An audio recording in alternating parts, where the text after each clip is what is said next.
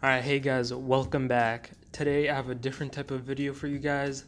So today I thought I would focus on a new type of diet. Well, it's not new, but it's a very popular type of diet called the keto diet or the ketogenic diet.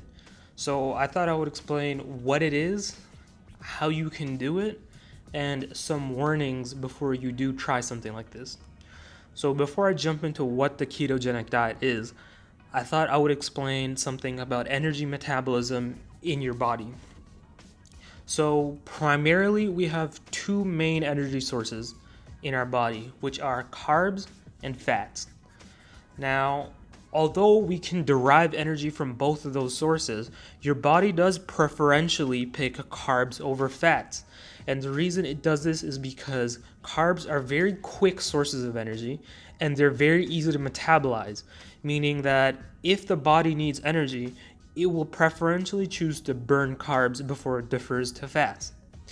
And in a typical Western diet, where you're eating a combination of carbs and fats, the problem that arises is that your body will choose to burn the carbs and it will store the fats because it doesn't need them.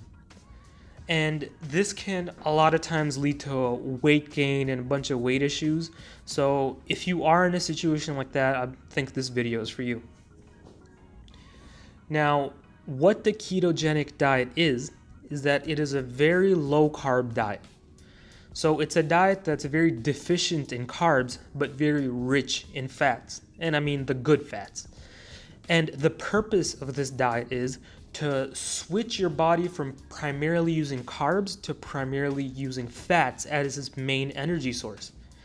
And this is very beneficial for weight loss because instead of burning carbs, if your body switches to using fats for energy, then eventually it will also start burning off your bodily fats for energy. So let's say, for example, that you need 100 grams of fat per day for your energy. If you only eat about 80 grams of fat, then the other energy is going to come from your bodily fats.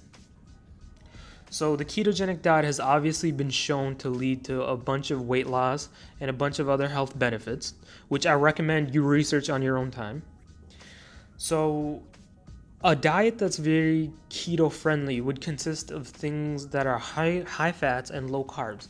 These can include avocados, green leafy vegetables, bacon, essentially any meat that's high in fat content and low in carb content.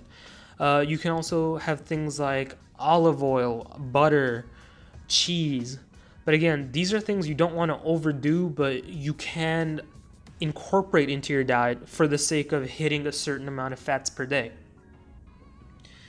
And like I mentioned before, the ketogenic diet has shown to, produce a lot of weight loss. And the two main reasons it leads to weight loss is, again, when you switch to a keto diet, your body has to switch from using carbs for energy to using fats for energy. And when it does make the switch, we call it ketosis or a state of ketosis. And in this state, your body is primarily burning fats for energy. So again, if you are burning fats for energy, this will lead to weight loss. And there have been studies on this. There have been studies that compared the weight loss difference between a diet that's a diet that's low carb versus a diet that is low fat. So obviously the low carb diet being the keto diet and the low fat diet being a standard diet. Now, the results of the study showed that a low carb diet actually leads to greater weight loss than a low fat diet.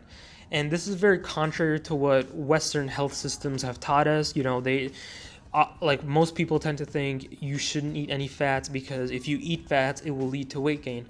And although this is true on a certain level, where if you're eating a combination of carbs and fats, you will gain weight. But if you're on a keto diet, which essentially is non-existent in carbs, but very rich in fats, over time you will begin to lose weight. And the second reason you lose weight on a keto diet is because of insulin. Now, most people are already familiar that when you eat something that's very rich in carbohydrates, your body spikes in insulin levels. And what studies have shown is that increased insulin actually suppresses weight loss. So people who eat very carb-rich foods and who have consistently high levels of insulin will find it difficult to lose weight. So making the switch to a ketogenic diet that's very deficient in carbohydrates will kind of prevent this insulin spikes from occurring, which will inevitably lead to easier weight loss, which is why this diet is specifically becoming more and more popularized with time. Now, one of the last things I want to mention is two risks that the ketogenic diet has. The first risk being the keto flu. And what the keto flu is that when you make this transition from a carbohydrate-rich diet to a fatty-rich diet, there is an adjustment period. And usually people get hit with the keto flu about several days into the keto diet. And essentially what it results in is you might experience things such as headaches or nausea or random bodily aches. Maybe you're experiencing a lot of fatigue. And understand that a lot of this is normal, but it should only last you about 2 to 3 days at most. If you find that the symptoms of keto flu are lingering and it's not going away, then I would suggest switching back to your regular diet and introducing a low-carb diet more slowly rather than immediately jumping into it. And again, if you do experience any odd symptoms, please go see a physician, consult with a doctor, see what they say. And the second risk is the risk of dehydration.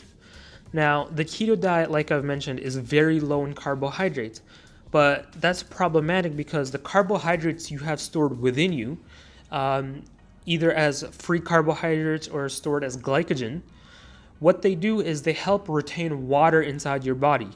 So carbohydrates help retain water inside your body. Now, if you don't have sufficient carbs in your body, what that can result is you will experience frequent urination and you will experience things like dry mouth. And this is a result of dehydration. So it's important that if you do switch to a ketogenic diet, that you get enough electrolytes and that you drink plenty of water. And if you do this, you should be fine. All your symptoms should go away, and you will eventually transition to a state of ketosis. Before I leave and cut off this video, I want to say that if you feel like this diet is for you, I recommend you do research by yourself. See if it's a diet that you can stick to, because it is a very sensitive diet. You have to limit yourself to like 20-30 grams of carbs per day, which is very difficult for most people. And if you feel like it does fit your lifestyle, then you could try it for a short while and see if it works for you. And if not, then transition to maybe just a low-carb diet instead of a very strict keto diet. But yeah, just do your own research and figure out what works for you. And that's going to be it for me today. That's all I had planned. Hopefully, I informed you on what the ketogenic diet is and maybe if it's for you. But yeah, that's it for me. Let me know if you liked this video. Let me know if you found it helpful and informational. And let me know if you didn't like it and why. Yeah, see you guys later.